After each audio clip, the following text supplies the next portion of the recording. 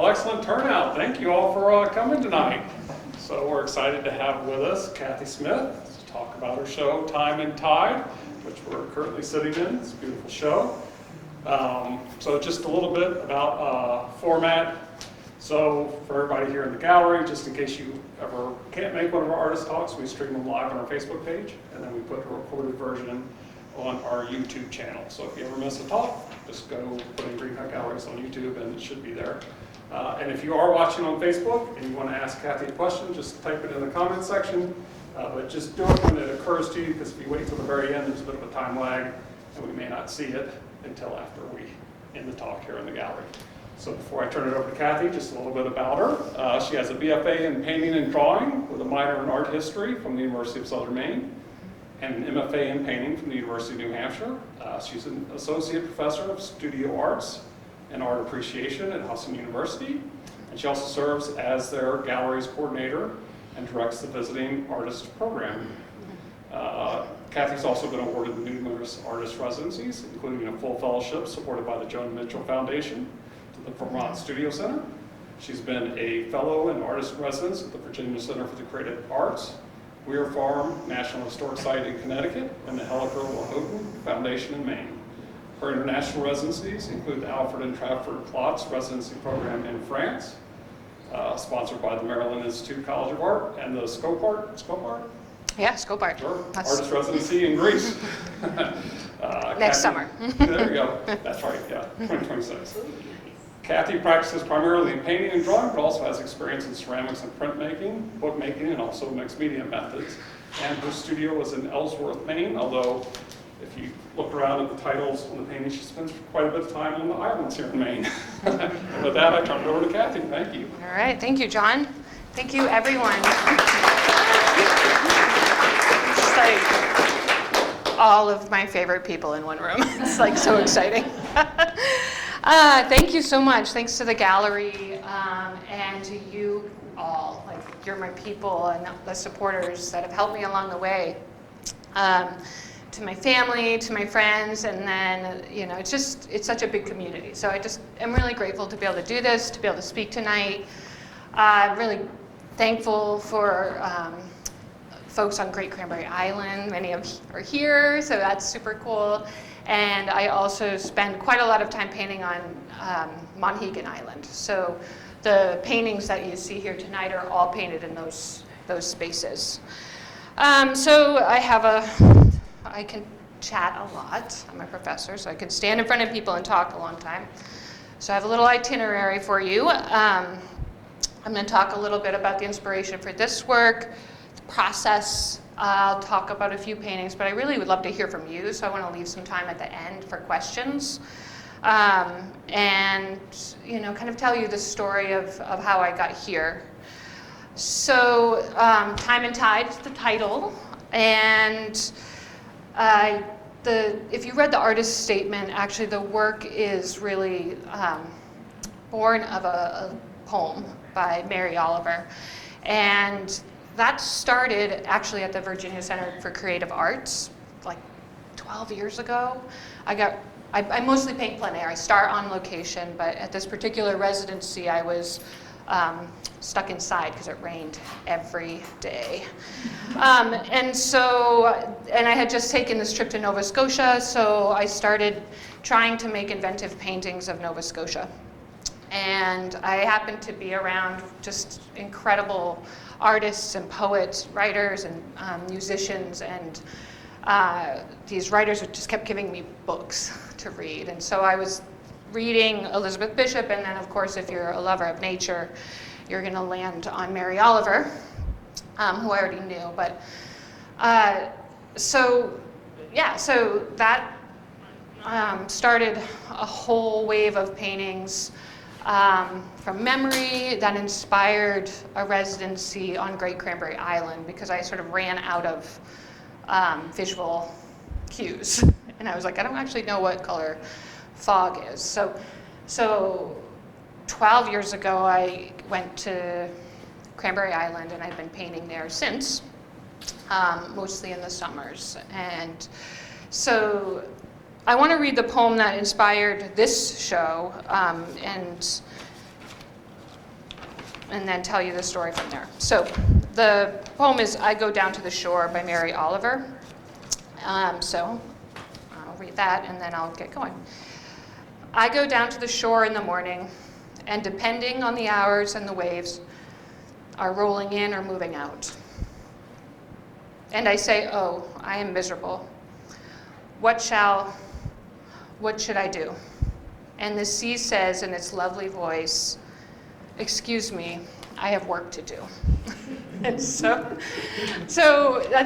I love that poem, and I think I've read it at every open mic at Husson University, and it kind of encapsulates my days on the island, and we bring a lot of stuff to the shore.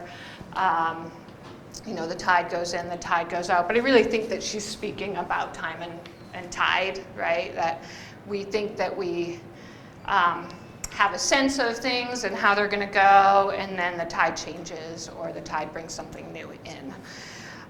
So that poem has been a catalyst. It's also, it's pretty literal. Like it's like what I do every day on the island, and what a lot of us do on the island is walk to the ocean, and you lose a little bit of time there. And so it was a catalyst for both the painting. Seemingly, and I don't want to get too into metaphors, but like this time in my life feels that way a little bit, like just like this urgency to do things, and then actually the time has already passed, or something new comes in. So the paintings have all of that in it. If I could say it all with words, I would be Mary Oliver. I say it with paint. And so, and then of course there's just like, the part of it that's so literal is that every day when you're painting plein air, you go wherever you're going to go, and maybe if you have a history of it, you're looking at the light and like, okay, I'm gonna go down at 8 o'clock in the morning because the light is perfect on June, whatever, but then the tide would be different. And so set up to paint, and so what happened out of this process was like, okay, the light is right, but the tide is wrong. And so then I go back when the tide is right, the light is wrong. And so in a way, it's kind of catapulted me into this space of like, where I kind of started, where I want to be kind of memory painting and catching time in paintings. I say that, and a lot of the small ones, like if you look around, the small ones are mostly done in one sitting.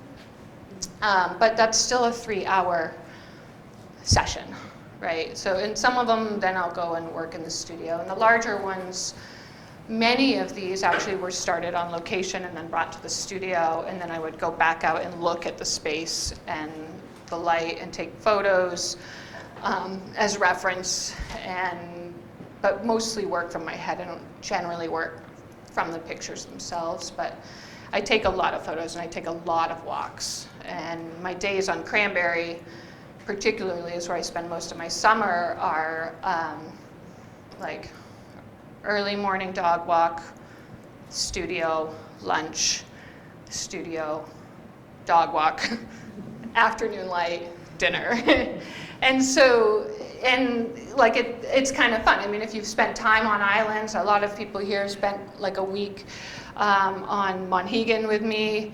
All of a sudden, the clock is different. The clock is defined by actually the tide, or when the boat comes in, or the weather, and so there's a lot of comfort in that for me. Like this idea that some things in my life are so fixed and scheduled, and others are like, okay, I just have to, like, tide's up, or the wind is right, or for example, one day it was like, oh, the tide's up, and the wind is right, and today's the day we're moving the show off the island. It was like, oh no. and then time rushes in again, you know. So, I don't know, that was a cool way to work, actually. And all of these paintings, the earliest is the dock painting. That was the show card, and that was painted in the winter. And it was really cold, and I'm really thankful to have this spot to paint a couple sheds that I paint in a studio that is not my own on Cranberry, but That particular painting I was making, and I would do a dog walk to warm up, and it was like in a down jacket in a studio, and then I would go and stand in front of a fire and warm up and like squeeze out the paint, which was cold. And I think you can kind of feel that in it, actually, that it just has a lot of the other ones were the summer season. So, let's see if I'm on track. I don't think so. Yeah, so anyway, so making this show is sort of an impossible and a great challenge. It was an impossible process in a lot of ways, because I would think I was going to do one thing, and then I would be like, oh, like, I don't want to paint at the dock like anytime near July, because there's a million people there, right? And so I knew, for example, some things like I'm going to do my dock paintings in May and at the end of the season. And the trees are a friend on the island. And I've painted them before from memory, actually. And I knew like when they flowered, and then like the lupins, the same, like June is lupin season. And I remember they were all out, and I was making this painting, and then I left for Monhegan, and I thought, I wonder if there are lupins on Monhegan. And then I remember calling my husband and asking if were the lupins still there when I came back. And so just this funny way of working, that the paintings actually told me what they wanted to, like the paintings dictated the day. I'm just trying to think, over here, the Queen Anne's Lace was a painting that I started. It's actually flagged in one of the watercolor sketchbooks back there, which you're welcome to take a look at after. I made a painting in watercolor at the Wooden Boat School. There's this incredible fields of Queen Anne's Lace, and that's like an August thing, right? And then I went searching through and I was like, we have them on Cranberry, and they're right in front of your big red barn. That whole spot by the post office is all Queen Anne's Lace. So I had the idea in my head. I have all of these sketchbooks that I make on location just for me. And then I came back actually from Monhegan Island, and I was like, oh my gosh, there's like a lot of big white panels. And so just threw paint on them, like acrylic paint to start. And that one was just so bright and light and yellow, and then I was like, oh, it could be, and there was like one shape in it that I thought could be Queen Anne's Lace. And then I thought, oh yeah, I painted that before. And it connects back to this like childhood walks with my dad, right? And he would point out the Queen Anne's Lace and the two different varieties. The same is true of the lupins. Like a lot of these have connections back to my history of a kid wandering around in Nova Scotia. Let's see, and then the dance, right? And so like to get that movement was part of, it's part of all of my work, I think. But, it's like, August and that view's at the shore. You can sit there and just watch them dance. So it's called Queen Anne's Dance. So what else? Summer's Ebb, that's the one in the window. So hopefully you saw that when you came in, or you'll go out. That and this painting, which you can't see from the screen, but those were painted on location at our boatyard. So my husband owns a boatyard on Great Cranberry Island, and I have taken residence in the high season of summer behind some buildings there, and I had thought I would do them in the studio. They're big. It's a 3 by 4 foot painting. This one's 36 by 40 maybe. And so I had one going, and then the tide was wrong, and then I had another, and so I finally just put 2 easels up, and I just started painting both of them back and forth, and then I finished them in the studio. And let's see. These little guys here are the Cranberry Club, and there's a little bench there that I like to sit, that everyone likes to go and sit on. And they kind of inspired the show in that the tide was coming in, and I was thinking then I might make a show of paintings about the movement, and so maybe that's a later idea. Like in my mind, they actually are horizontal. I like this display of them, but like as I was painting over 3 hours, the tide was approaching, and there were 2 little Monhegan paintings like that too that I painted within the same like 4-hour stretch. And it was just totally different. The light's different, the tide is different. So, yeah, so, I think I hit it all. Let's see. So about the work, so then the process. People always want to know about the process, right? Most of them are plein air, on location, started from location, and that's still pretty important to me. I find that if I'm in the studio too long then the pieces start to get really contrived, or I'm like, or I start making the same mark over and over. So I really do like to respond to what I'm seeing. And I'm still playing with that. This one actually is 100% invented, but it's a space that I'm in a lot. And when the tide is low, you can stand basically there. But I wanted to make a painting about approaching the dock in a dinghy. And so like this is a whole other part of it's hard to paint in a dinghy, you can imagine, especially at that size. But I've been making a painting about this, and I have several iterations. And my dream of dreams is to make larger ones, maybe. But this one, there are a few that are mostly from the studio. So that one, and actually the Queen Anne's. Started as watercolors, went back, did a lot of looking, and the Summer's Ebb in the front the same. Like I painted it on location, and then I would actually sometimes just end my day there and just sit and look at it. And so there's there's action time, and then there's I think once you get it takes a little bit, but once you get your eyes on, I guess, then it. I want them. Someone said to me just yesterday that they came and saw the show and that they're really different in person, and that's true.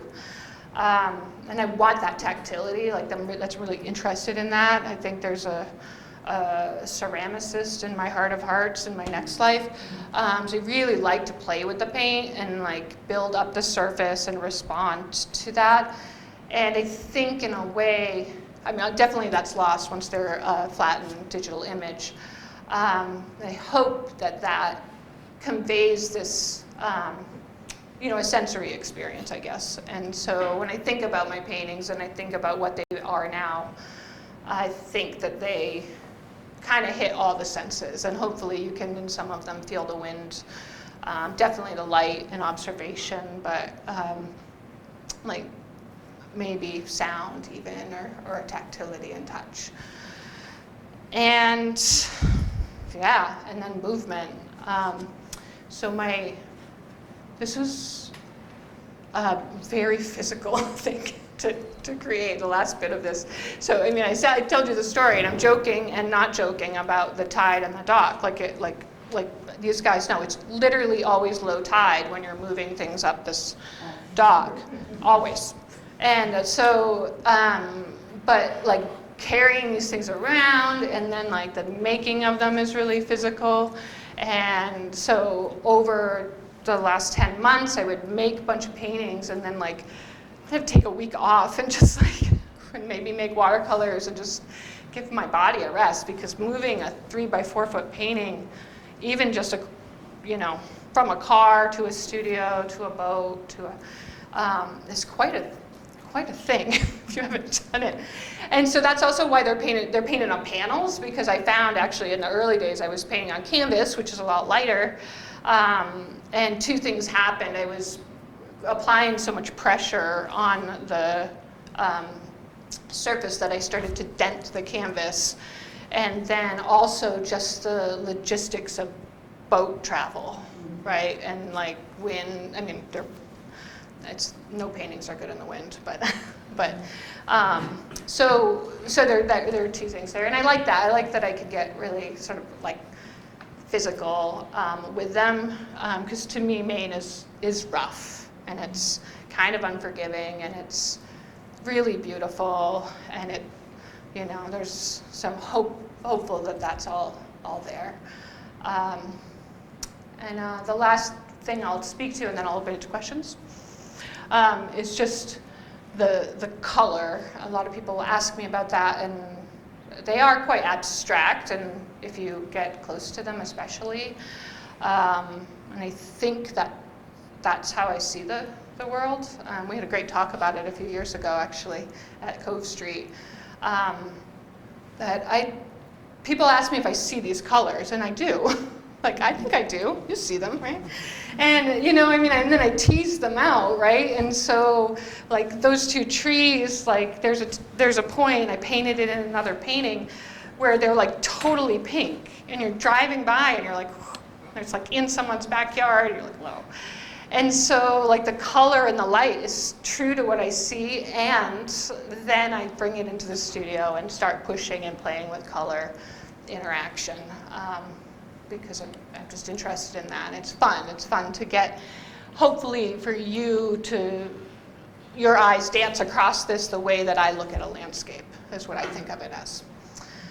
I think that covered my paper, so I'm totally open to questions, and I'm going to give this to my dear friend in the front so I don't fiddle with it. But yeah, no, I mean, just again, thank you for being here. Some of you know my work from a long time ago. It's been just incredible, like, experience to have people show up from all of these parts of my life, like new friends and old friends and collectors and family and like teachers, and you know. Then next up, I'm gonna take a long nap. And actually, and in the winter I draw a lot. So I will say that drawing is a big part of all of these paintings. And some of them now have pencil in them. I do I teach full-time at Hudson University. And I love that exchange. I love the students. I love I love that world as well. And it takes away from the ability to really get into paint while it's wet.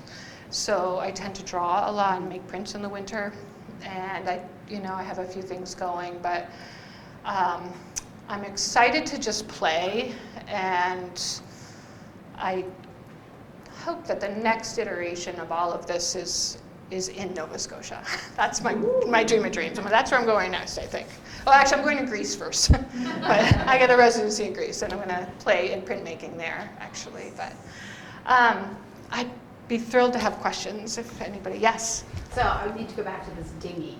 So Yeah. As I'm sitting here, I mean, I literally can feel myself rocking in our rowboat, our the gray rowboat, the Molly. And so, were you in a dinghy, or this is just your feeling of being in a dinghy, or the view from a dinghy? Like, what was? Yeah. Tell me about the dinghy. Yeah. So this is my my feeling of being in a dinghy. It works. And I have spent a lot of time also going from the mooring to the dinghy. And now I've learned to row. I started taking sailing classes and rowing classes so I could do it myself. I have taken a lot of photos also at the bottom of the dock at high tide from that viewpoint. Yeah. And I think so actually it's a fun painting in a lot of ways, because I was really, I make these little paintings and people are like, oh, I want to see that, like 8 feet by 8 feet. I'm like, yeah, well, that's challenging. and so, but this one I was like, okay, well, what about 3 feet by 3 feet? And I did like an acrylic ground, and so the yellow you see is just literally poured paint the day that I was like, ugh, what am I gonna do? And the ocean told me just to go do the work, right? And then I mixed up, and I was trying in this one to mix up a pile of paint so that I could change it in a fast way, like the little paintings. And I think it got it, you know. Someone like the Lupin painting is its own life, but you can see the layers and the time and this one was like a 2-shot wonder in 2 days. And then they all have, then I look at them for a long time and like fix things, you know.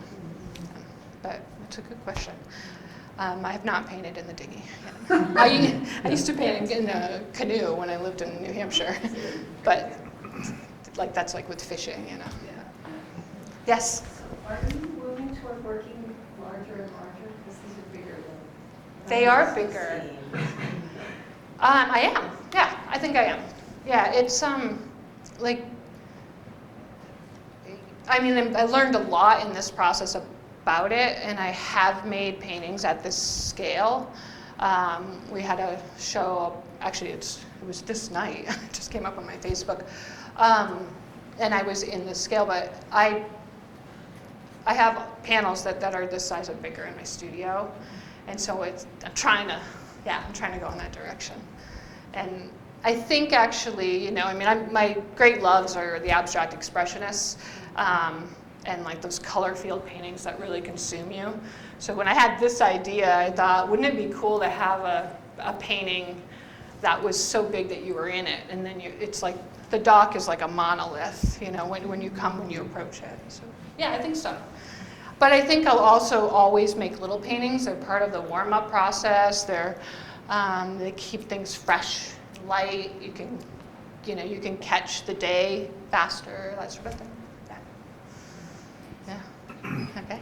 So it seems like you have a lot of energy between the lines, you know, like there's a lot more going on in a way sometimes in between the objects, you know, like everything has more going on than meets the eye. So, you know, can you talk to that at all? Like how much effort goes into trying to create all that energy between the lines at all? Yeah, that's really great. I was just thinking, I'm like, how many paintings have I named in between?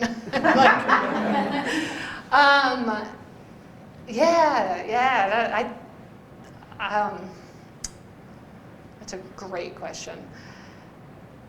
I think to see a thing, you have to see the things around the thing, right?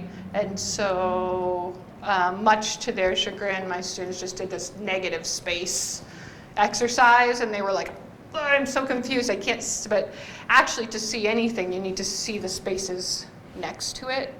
And that's true in space, in value, and in color. So I think a lot, especially, I mean, it's very, now that you say it on that one, like, I think the other half of that is that, I mean, I painted this dock in many times, and they're not all that good. And when I get into the headspace of like, oh, I'm painting a dock, right? And then you sort of like, oh, you've lost the feeling of the dock because you're making a thing. And so painting around it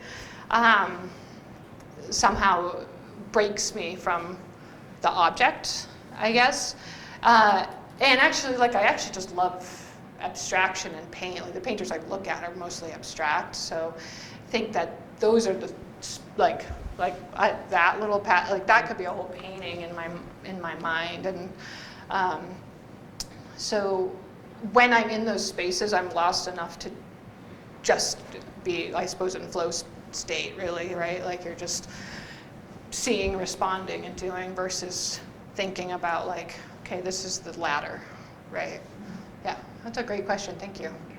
Yes? What are you doing in printmaking during the winter? What type of printmaking do you do? What's your subjects like? What am I going to be doing, or what am I doing? You know, I find some great relief in, actually, that's a pun. In relief printing. I make little block prints just for fun, and this residency that I'll do at Scope Art in Greece, I actually applied. I had done a bunch of nest drawings, and I learned the process of Xerox lithography. So I'm interested in that, taking my drawings and painting and layers, and then collagraphs I think are so fun still. I don't have my own press, but I just got one at school, and I have a friend who's got a press nearby. So it's a perfect residency thing, and I would say that actually I have done, when I'm stuck in my own studio, just monoprints. You know, I still do a lot of that, and then I draw on top of them. Yeah. Yeah. I don't so much have a question, but just an observation from seeing you work on my evening and all, and the paintings, the process itself is like time and tide when you work. You don't really know what the painting's going to be before it's done. You let it, it's a process. And so it's like time and tide is happening the whole time you're making the painting. Just things are happening and then you're responding, and then it's something that creates your creativity. Absolutely. So you don't have a destination, a specific destination before you reach it. So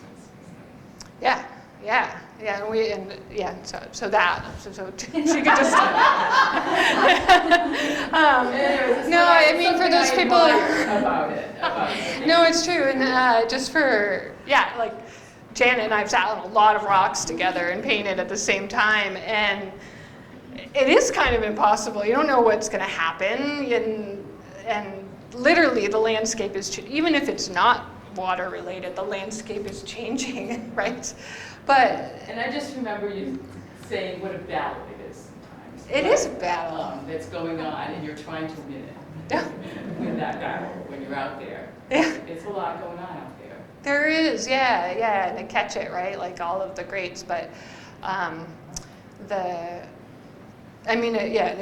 there's a great book called Trust the Process, right? And you're just like, okay, like if you don't, and there's beauty in that too, right? Like you don't know what it's going to be, then you're not stuck. That's the problem in the studio sometimes for me, is where I'm like, oh, this is supposed to be a thing, but when I'm in the landscape, like, a seagull could come and take your paint. That's happened to some of us.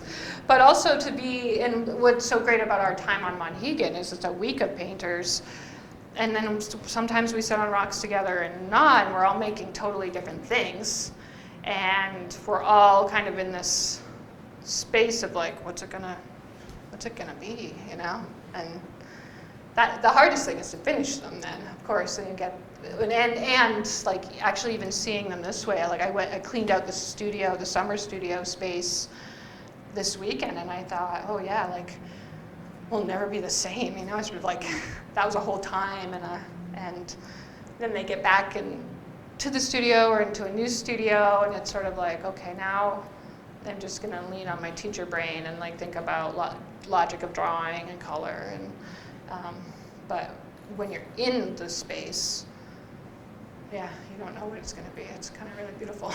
It's great. So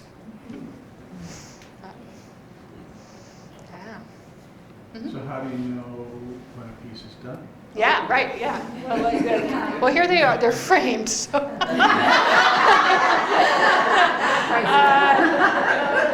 When is anything done, right? That's Do you have have you developed a discipline over the years? I'm walking away from it now. It's not, I mean, with a deadline like this, it's really helpful, actually.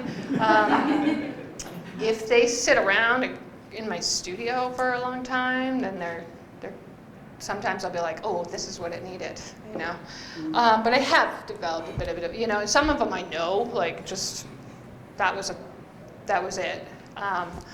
And some of them, even here, I'm like, what would happen if there was just a little, then, like, there's a point. Actually, a good friend who's sitting here said one time, if it's not a yes, it's a no, right? And so, like, if I'm like, yes, it's done, or no, it's, so I don't have a great answer for that. The small ones, I think, because it's like backpacking stuff out to a cliff on Monhegan, like this is a place we spend a lot of time at, and there's a whole 4-hour session, and then just knowing the next day isn't going to be that same experience or the same light or the same energy. So that dictates some of it. But I will say then they come back in the studio and that little one on the top, I was like, it needs green or something, whatever it was. So my students ask me that all the time. Okay. I have to figure that out for yourself. Do you have that answer? That's a hard one. But I think sometimes I have. Like, I think is a time in which I have a lot of energy for a painting, and then I'll set it aside, and then just leave it for a little while and let it cook. And sometimes I'll leave the island and just hope it's done when I come back. And then, but the way that they start is like it's a pretty energetic thing, and I can't quite get back into that space once they're more dry. So there's a physicality of them that just kind of slows me down. And then, you know, I mean, the two trees I started in May, and I looked at this like one negative space spot, which I won't tell you where it was because I still don't know if it's the right decision, all summer. And then finally I was like, if it's bothering me that much, I'm just going to cover it. And I like it much better. So it was like May, sat with me, June, July, left, came back, tried something different. Then that was 2 weeks, and then I got back to the studio and put it in different light, and I was like, yeah, no, that has to go.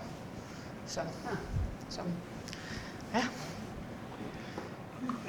Have you ever gone into a gallery and repainted stuff? That was...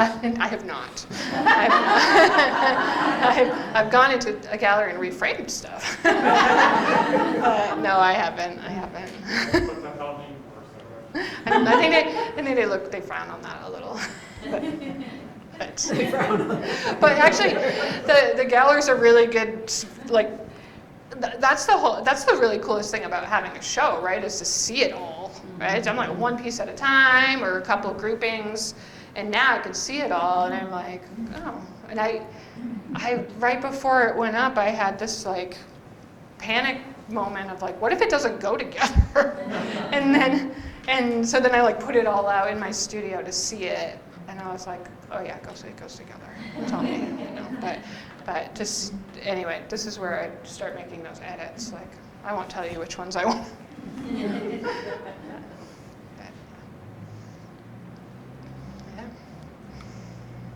Can I ask a second question?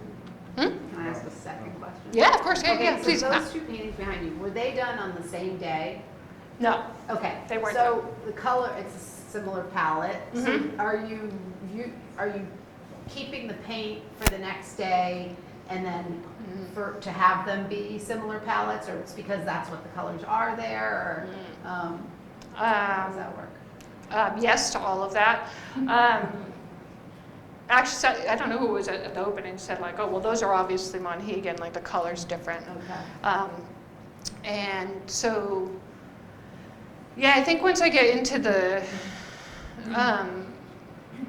wherever it is that I'm painting, then, I mean, I have the same palette, the same colors, right? So way too many right now, but, which is a whole other thing. But then like once I got out on Mohegan and I was painting on the shoreline, and there's some over in the slider as well, then I was like, oh right, these are the colors of this place right now. And so I was able to pull from those. And then actually when I finished these paintings in the studio, it was just like 3 moves, but I mixed the palette from those 2 paintings. Oh, interesting. Like just mixed what I saw from my own painting and then adjusted them. But on Cranberry, I have more space, and I have Mohegan's like a 1-week adventure, and I just have a bunch of pizza boxes full of paintings and then palette. But on Cranberry, I have a couple palettes going, and so like a morning and and so like it also sort of shifts with the season, but yeah, there are days when the paint's still wet, and then there's some of the colors, and then it leads into the next. great question. Did you end up making a bigger palette for the bigger paintings? Yeah, it was a mess. It's a, Then use a couple smaller palettes? 'Cause yeah, I have like those plastic like Masterson Yeah, palettes, yeah. then they seal. So I had like 4. Yeah, okay. and a glass palette, so like, and then actually I don't know if this is the first full painting I made in my new studio in Ellsworth, but I had a big space and a table, and I was like, if I'm gonna do it, it has to be like a pile of paint. And then there was all this extra paint, and so I thought, okay, well, I'm just gonna rub it on all the other empty panels, and so maybe this will be the grandmother of many other paintings. But yeah, it was spread out, and actually, if I'm really organized, and in the front of things, I tend to be more organized. I have a warm and a cool, like 2 plastic palettes, so the warm colors are on one side, and then keep white away from everything, right? Because white, beautiful, but it just dulls all the colors, and once you get it in, everything turns chalky. You know this because you paint. And yeah. On like when I'm on a cliff painting, I have a box, a pizza, like literally a pizza box, and then a palette that was filled with one with just paint and one for mixing. Yeah. So that and then when I get really into it, it just is all everywhere. It's like, yeah, it's like a happy. You're saying about the show, and it all comes together, or is it going to come together? So when you're gathering pieces for the show, are you laying them out in your head, or are you getting in here and then you're working with somebody to say, yeah, actually I like this and I like that, or let's put that in that room, or how does this all actually get Like, come together in this presentation that we're tonight? I think that's Dean. Thank you. I think Dean and these guys hung the show. I just brought the painting. So I did do that in my own studio. Once I got everything off of the island into my Ellsworth studio, kind of looked at everything and was like, okay, no, there's a few that aren't ready. And there was a part of it that also, I mean, I was thinking about a variety of sizes, but in terms of hanging the show, these wonderful people at Green Hat Galleries are like, look at it all and figure it out in this space, and I couldn't be happier with how it, and especially anyone who lives on the island, it's like walking around the island and all of our favorite haunts, but the variety of the work, and that was part of my fear, because I was like, oh man, there's like a tree, and then there's the ocean, and then there's like, how's it gonna go together? And then one day I thought, well, because I made it, right? But I was really thankful for them. They do an incredible job of the hang. And I think what I like about it in this space versus the last show, bigger show was at Cove Street, was sort of all laid out on a big wall. But here it feels a little bit like wandering around, and you kind of like, it's a find. And so. Yeah, I want to see This it on painting, I side feel of the like, wall. Exactly. this is the, I go down to the shore, this painting right here, and that's like, are we supposed to tell people our spots on the island? I don't know. That's my spot though. Like I said, you know, that's where I walk to and just sit, and it's yeah, it's the back shore of Cranberry, and that's like, when I just need to go think, that's where I go. Yeah, There's great energy. thank you. Really good. Yeah, and like if you've been, I've had a few questions about the pink rocks, but in the summer they're like pink orange out there, and it's rose granite, right, from Acadia, but it's, even now, I was there last week, we were all there last weekend packing, and it was a great weekend for surf. It was really incredible, like big rolling waves, but everything was different color, you know, it was just like duller and beautiful, gray. And I thought, someday I'll make fall paintings. I thought,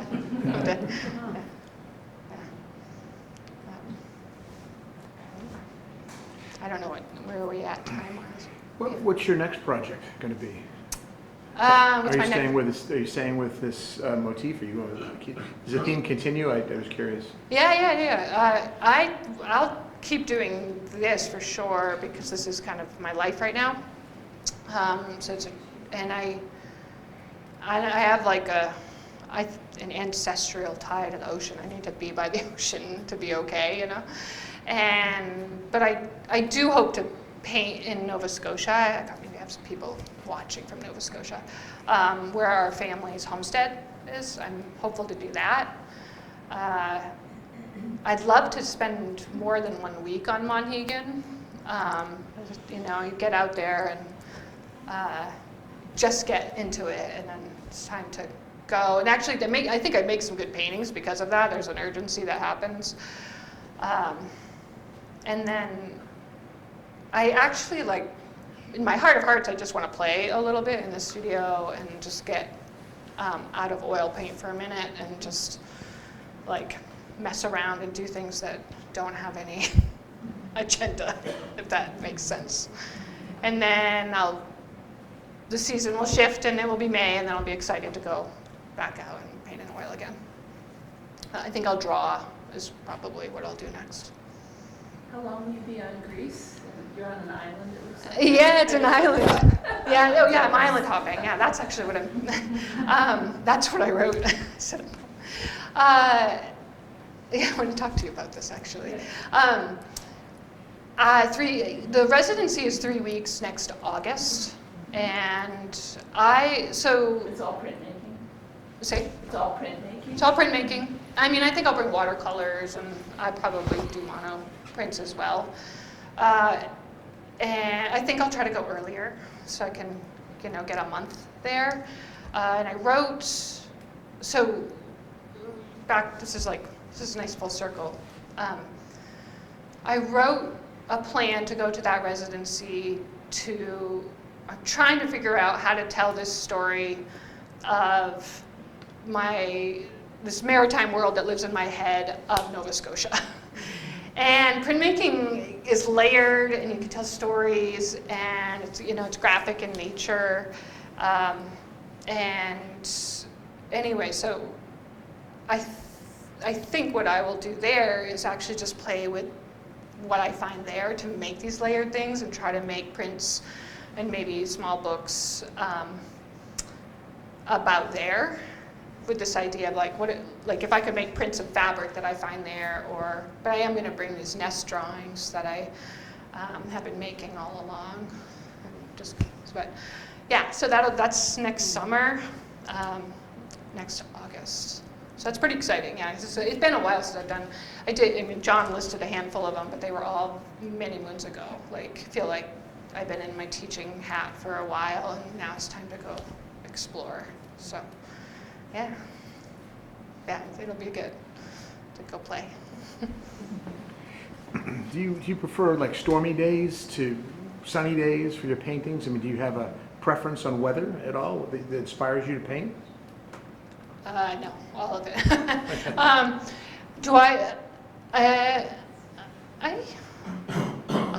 love a good foggy day. I don't know, you know. I mean, it's wet. It's like, when it's not raining, it's foggy out. If you're outside in it all day, you start to get really wet. But it's really quiet and beautiful. This painting kind of speaks to that a little bit. Like I started it on location, I brought it back, and there was like this system coming in, and I thought, well, that's kind of cool. Like that's the whole thing of being out there, is watching the weather. And sunny days are beautiful too. There's a lot of light, there's a lot of energy, but they're hot in the summer. And so there's a point of, especially if you're sitting on rocks, which are like heaters, you know. But I don't know, I like a good foggy day. It's so good. So this one is obviously more abstract than the rest. So when you're switching to something like this, how do you change your mindset? What do you find most difficult about focusing? Because it's a different place in your head. That's a great question. How do I switch from this abstract, I actually think that the other ones are more abstract if I leave them alone, right? So this is, if I had had another month, it might have been more developed. But a process thing that I do, and you can see it most in the dock painting there, is when I get into my head to keep it abstract, I'll take newsprint or newspaper and pull paint off and reprint it on there just to get back in that space. And I think it's true. The longer a painting is with me, the more detailed it sort of gets in a way. But I think if you get up close to any of them, you would find moments of that too. But yeah, yeah. Does that answer your question a little bit? Yeah.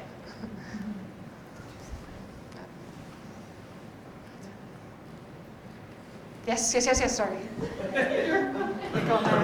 So you're talking about using newspaper, print, or things to pull paint off. What are your preferred tools to put paint on? Oh, okay. Yeah, but everyone thinks it's all knife, right? I do use a lot of palette knives, but I have the oldest, most beat up brushes that are like my favorite. Some of them are, I mean, they're just in rough shape. So I spend a lot of time building up layers with brushes that are wide, and palette knife. And then I also paint with like rags and pieces of paper towel, and then this kind of goes back to the in-between spaces. There's actually a lot of reductive painting, so where I'm wiping away, so like additive and subtractive painting. None of these, but I have painted with like paint rollers before, just to kind of like, you know, get a surface or get a bigger mark. Yeah, those are some of, like the ladder, I can see like that was probably with gloves, my fingernails scratchy. You know, like I'm like, oh, that's probably the size of sometimes the back of the brush is a good drawing tool. There are a few of these in here that have pencil in them now, or just kind of get back into the drawing. Yeah. Do you use some oil sticks in there? Oh yeah, and oil sticks, yeah. This one has oil sticks. Yeah, thank you for that, yeah. That's been a real asset in scaling up. And it really speaks to my love of drawing, actually, right? I was thinking about that with you because you're such a great draftsperson. I mean, you really are. And so it's wonderful to see the larger movements of the paint, and then, you know, your beautiful drawn marks, repetitive marks, and articulations. Thank you. Yeah. And some of them, I'm wondering if you're drawing with, you know, maybe like drier paint, you know, a little bit of dry brush maybe later. Yeah. No, that's true. Yeah. And the Queen Anne's, especially, that piece has a lot of oil stick in it, and that's exactly right. Like, I have a dead brush, a handful of them, that are so stiff, and if you put stiff paint onto them, you can draw with them as well. And someone had said that about the trees also, like there's a lot of vertical marks in it, and I was like, oh yeah, well that's all the drawing, and you know,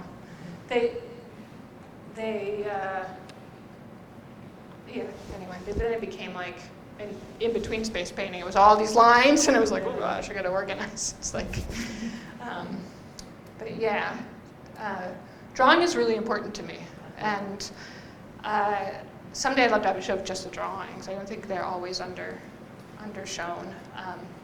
I'd spend a lot of time drawing, and I think it, you know, even in the most abstract ones, if you have a little bit of logic of line and space and drawing, then it will fit together just enough to make sense. Yeah.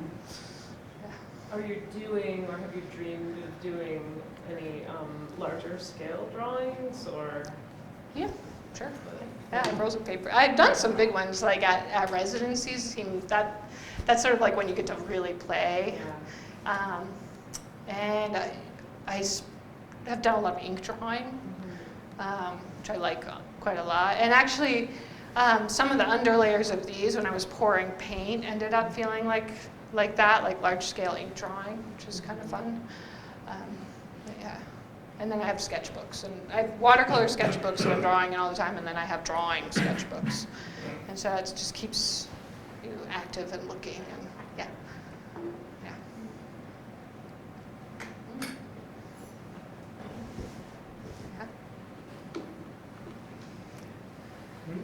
I don't know where we're at, but it's okay. Right on time. We're on time? Yeah. We're good. Perfect. The tide's right, the time's Carrying stuff. Yeah, well, thank you all. I'm here all night, no, just for a little bit. But please feel free to look at the sketchbooks, and if you have any questions about specific pieces, I'm happy to answer them here or in any form of media. But thank you, really. Thank you for coming, and thanks for being here.